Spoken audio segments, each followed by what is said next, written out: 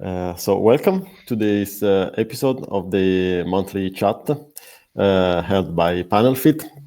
PanelFit is a European funded project about issues linked to the ethical and legal issues linked to new technologies, and in particular on data protection in a sense of informed consent, data commercialization, security, and cybersecurity. So today we have our guest expert is Johann Čas, who is an economist and a communication engineer. Since 1988, he has been a research associate at the Institute for Technology Assessment of the Austrian Academy of Sciences, with a research focus on information and communication technologies. He is currently working on societal challenges of robotics and artificial intelligence, and on ethical and legal aspects of future ICT. He was coordinator of the EU projects Prize and Surprise on surveillance, privacy, and security. And he's also a consultant and reviewer on ethics issues for research projects and the European Commission. And he is part of the PanelFit project with the Academy of Sciences. So today we'll talk with Johann about this trade-off between security and privacy. And to introduce the topic, I will read from a sentence from the introduction to a book that Johann co-authored. The book is Surveillance, Privacy and Security, Citizens' Perspectives. And I read here that the underlying rationale supporting data-driven security practice is that the harvesting of personal and metadata will permit authorities to intervene in a targeted and intelligence-led fashion, focusing their attention and their resourcing on emergent threats and possibly disrupting them before their very occurrence. So I think that there are a lot of subtopics here to be addressed, but before we start, I will begin from the very basics. So what is security? Okay, thank you for the invitation. Thank you for the introduction. And okay, you are starting with a question which cannot be answered in series. So let's say security. It's protection against threats, and it appears to be very clear unless you are starting to try to define it exactly. And it has very different dimensions. It is a so-called big term with some specific features, so it's changing. The target is changing. You can security is also something that you can never reach 100%. It can never be fully fulfilled. It has several elements which in some cases might contradict each other. It has a subjective and an objective dimension. So do you feel secure? Can you measure secure in statistic?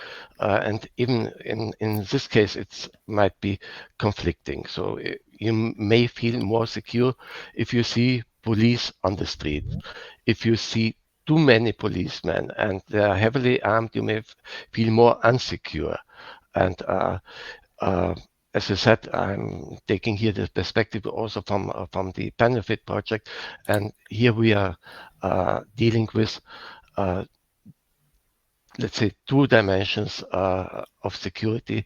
One is inner security, protection against crime and terrorism and related issues, and the other thing is we are also dealing with cybersecurity, and even within or between security and cybersecurity, there are contradictions. So for, as you already said, or in your citation, that there's a tendency to use as much data as possible for inner security, for security against crime or terrorism. If you are extending this issue, the means to collect as much data as possible, then you are aiming to not to close, for example, uh, uh, security holes in software and hardware, or you are introducing backdoors to security. And it was just yesterday that the Austrian Constitutional Court has rejected the use of Trojan horses in Austria, but it has been for reasons of violations or improportionate violations of human rights. But in aspect of cybersecurity, is also opening ways of attacking ICT devices or ICT services. And also, of course, it's also violating privacy.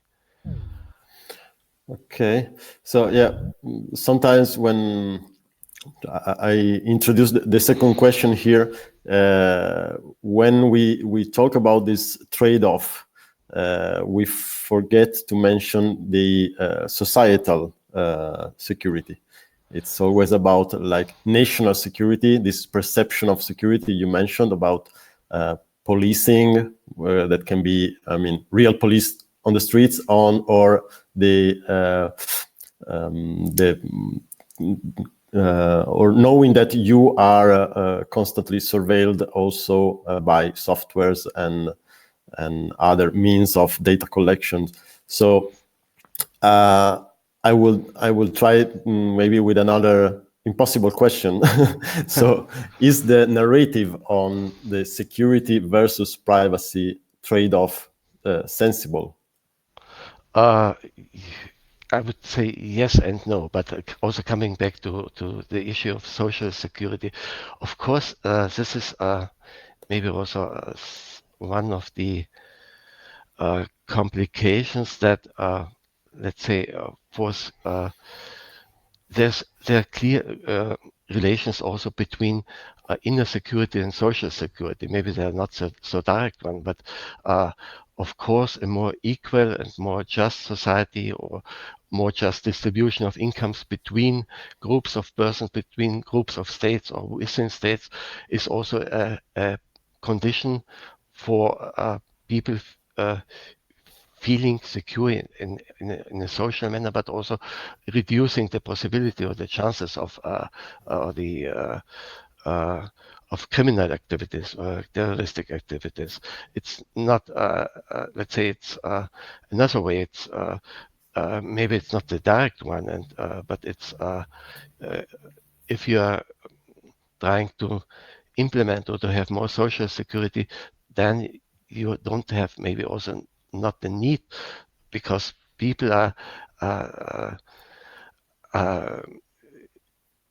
aiming for security, and security has a high value as such on the pyramid of needs. And so anything that you can promise to increase security appears to be, it's not really the case, but it appears to be more accepted than other ways. So if you are not addressing social security, you are also missing to address root causes of other dimensions of security. But coming back to the does it make sense to speak about a trade-off between security and privacy?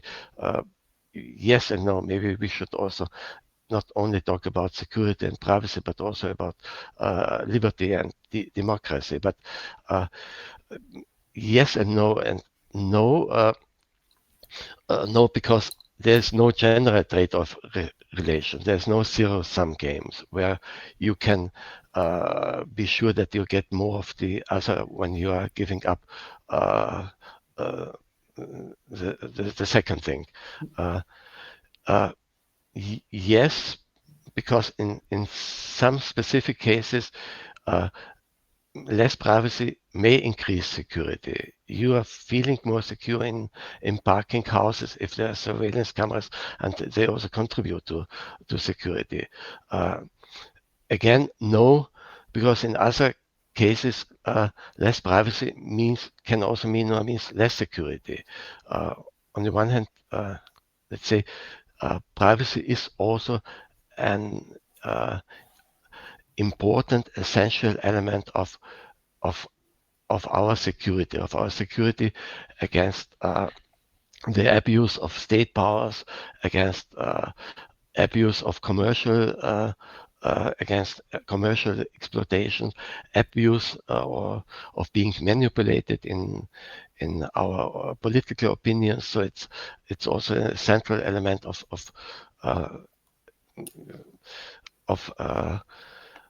security in terms of human rights, and it's also a precondition for other human rights to have the possibility to enjoy privacy, also to freely express your opinion and to form it.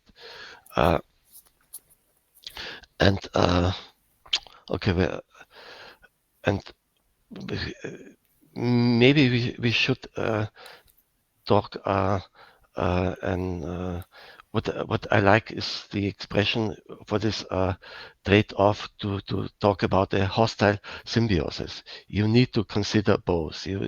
But you cannot.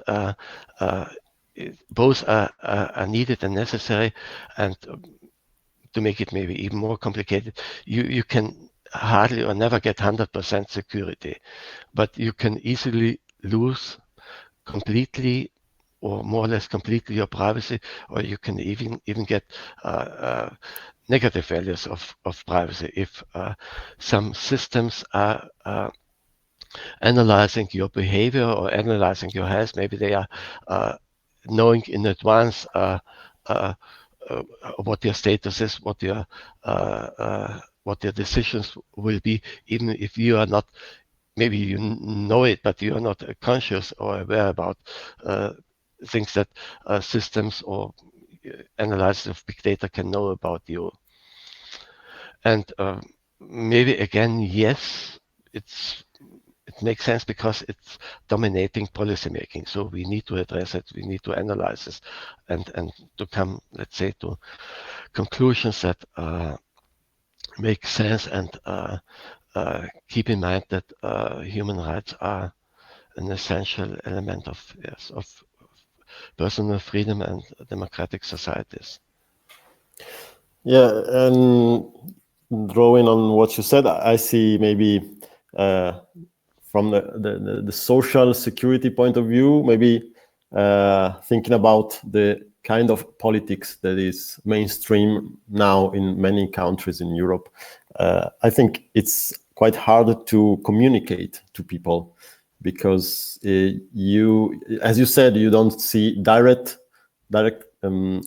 connection, causal relations between phenomena. So it's maybe easier to promote surveillance measures that, as you said, in some cases are worth the decrease of privacy for the citizen, so that you maybe can take those cases that work and say this is a one-size-fits-all solution to our security issues.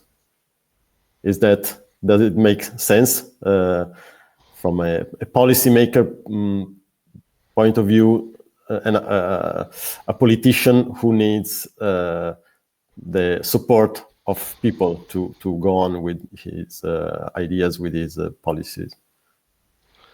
Maybe as a first view, yes, because at least in this way you can show or that they are doing something. So it's easy to implement the technology, to issue a law that allows more surveillance.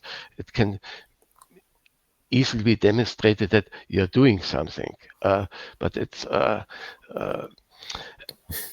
but it's a different question whether it's really apart from the conflict that privacy is also a part of security, but even in the other on the direct impacts on security can also be negative. So if you are just for instance, the many moratoria on face recognition that were introduced in the last time, they were not only because of human rights considerations, but also because you get so many false positives that it is binding resources of law enforcement agencies that the net effect on security can be negative also of more surveillance. But of course, it's maybe from a from the point of view of politicians, if they are urged to do something, it might be one of the initial logical thoughts. But this is not that valid as it appears to be. I think this is an impression that politicians share, or maybe also the media share. But you mentioned earlier that I was also coordinating projects on surveillance, privacy, and security. And within these projects, we had large activities, participation of citizens in citizen summits with in the Surprise project with about 2,500 persons from more than 10 European countries. And here you can see that if citizens are getting the chance, we had one-day meetings where all the issues were introduced, and then they are not entering the trap of the simple trade-off. So they are in cases where it is justified or where there's some recent suspicion, they are accepting also use of technologies or use of surveillance, which can be quite intrusive, but they are not taking the argument that any kind of mass surveillance is increasing security. So they also want to have, let's say, careful considerations, which means are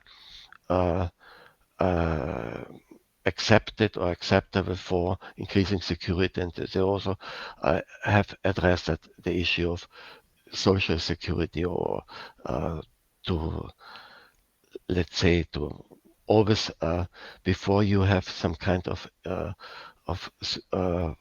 surveillance measures or measures that inflicting with human rights, you always have to check whether there's some other means that could contribute to the same aim without these kind of infringements. Okay. Yeah, and yeah, this leads me to another question that I was supposed to ask you later, but maybe I think we can change a bit our list of questions, because yeah, what you just mentioned leads me to this question: how important is that people are aware of the risks posed by an approach that promotes security over privacy, and what can associated citizens do in this context? It's also a difficult question, but on the one hand, I think it's essential that citizens are aware about what is planned, what maybe not only about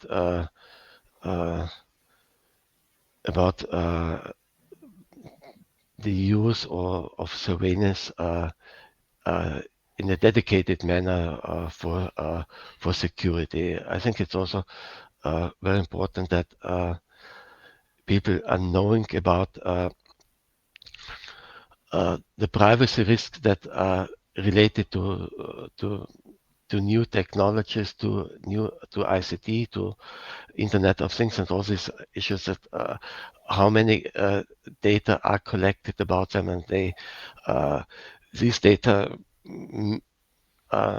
may not only be used or for in a security context, but also in the context, in the commercial context, also in manipulation of people, of knowing their opinion. So it's and being aware about these issues, I think, is also one of the central preconditions for exercising rights, or in terms of maybe protecting oneself, or considering which means or services we should use or not, but also in I would not say it's important that persons or citizens are aware of the issues, but it's also important that they are aware, let's say, in voting for parties or for supporting NGOs who are protecting their rights, because it's on the one hand, it's necessary that people are being aware, but we should not accept that we are entering a new phase of a Wild West in data protection, where everyone has to uh, has to use his own weapon to protect himself. We should also be able to move and use the services, or to use the new technologies without the need, without being afraid that everything can be turned against you, or you can become a victim of the abuse of the collected data. So it is also, I think, a responsibility of policy making to protect, to provide protection against abuse. Maybe it's difficult to let's say, to avoid the collection of this data, but the ways in which it can be used should be in accordance with human rights and human interests. Yeah, so we shouldn't forget that democracy has the tools to address these topics as well as all other topics. Yeah. Okay. Yes.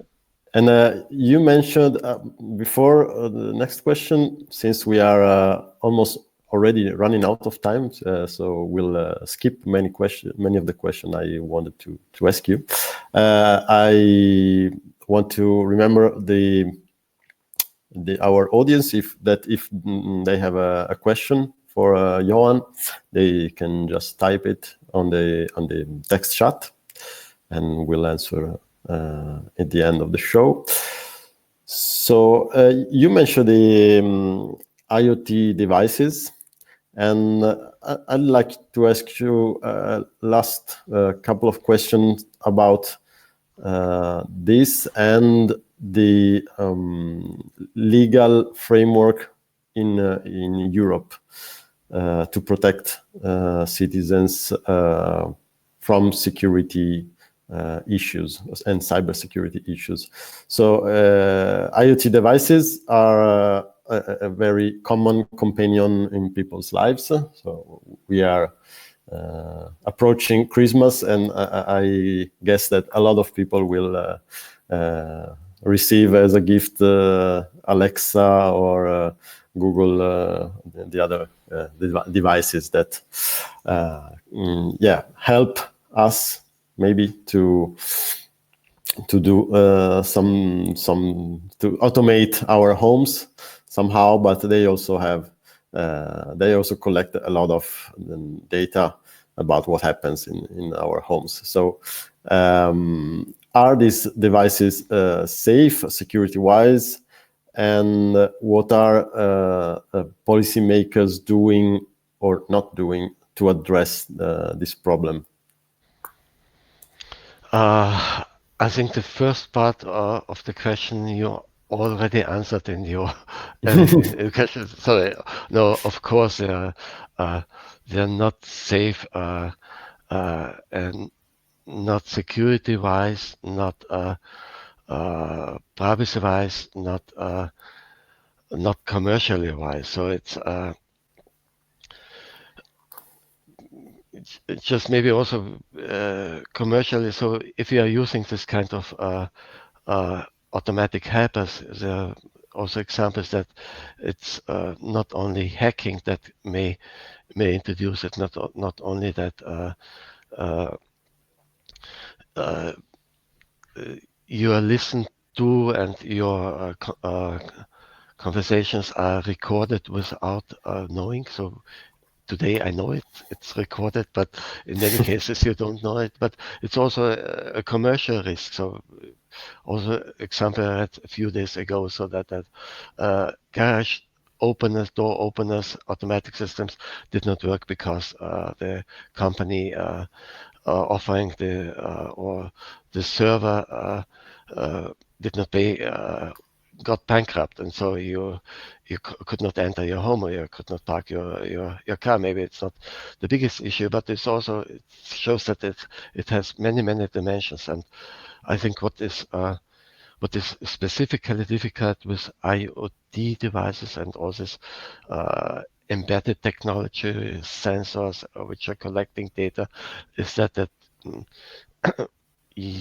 you can easily exclude yourself from the benefits just by not using the service or not paying the services, but uh, your data are collected. So if you are invited to a home where Alexa is on, you are recorded, and usually or normally you should ask for informed consent before having. But I think this is in practice it's much more difficult, and this is for Alexa it's still possible, but for other devices which are uh, more hidden, or maybe also your own devices, your mobile phone can turn into a spying devices without knowing it. So it's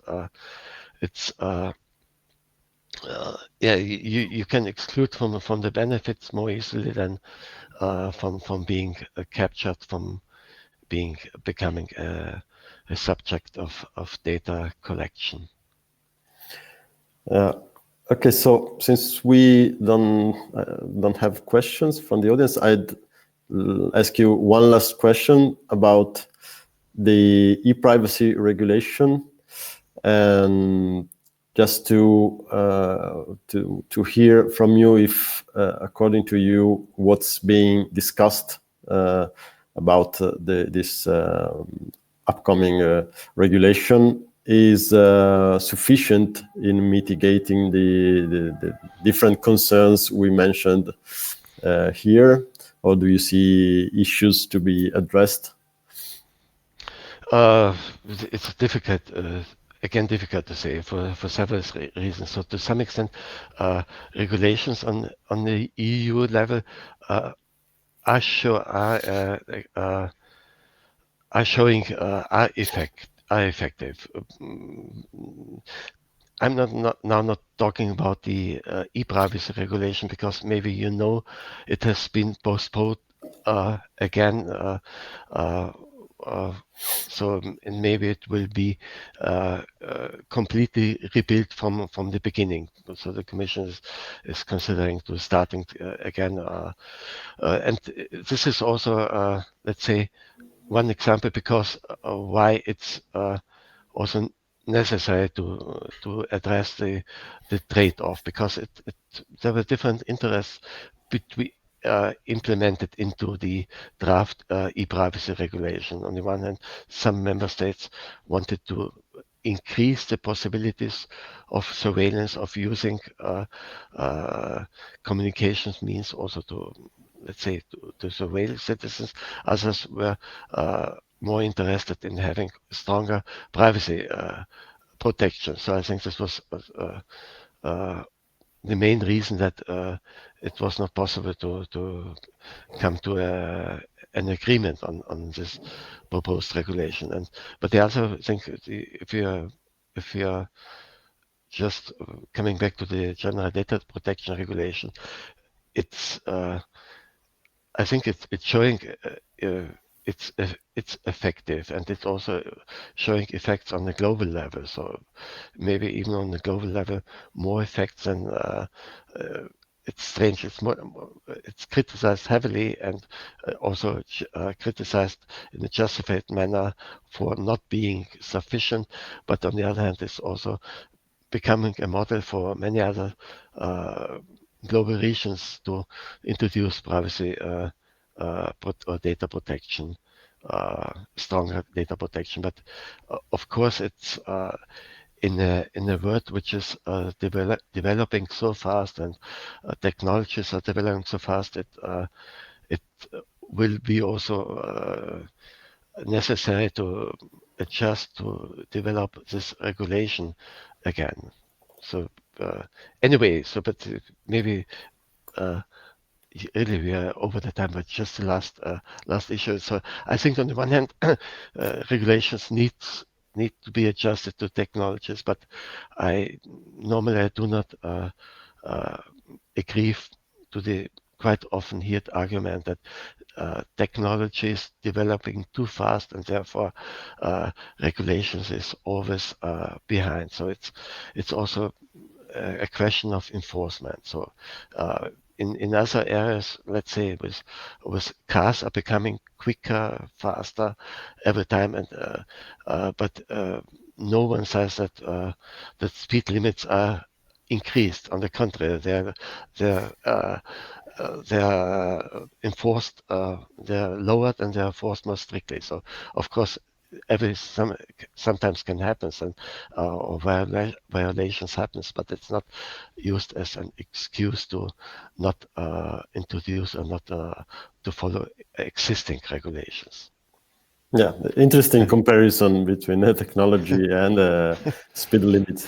Even if, yeah, maybe it's a bit different because increasing speed is increasing something that already exists, while in technologies, sometimes they appear new devices and new services that you couldn't even figure out before. So it's always difficult, I think, for legislators to be on track with technologies. But yeah, I don't want to open another. This would be another round. Yes, yeah, at least half an hour. Okay. Yeah. To go into the details. Thank you very much, Johann, and thank you to the people who stayed with us for this half an hour chat. And the chat will be available as a podcast and as a video. We'll publish all the links on our social media, or especially on Twitter. So thank you very much, and have a nice day. Thank you. A nice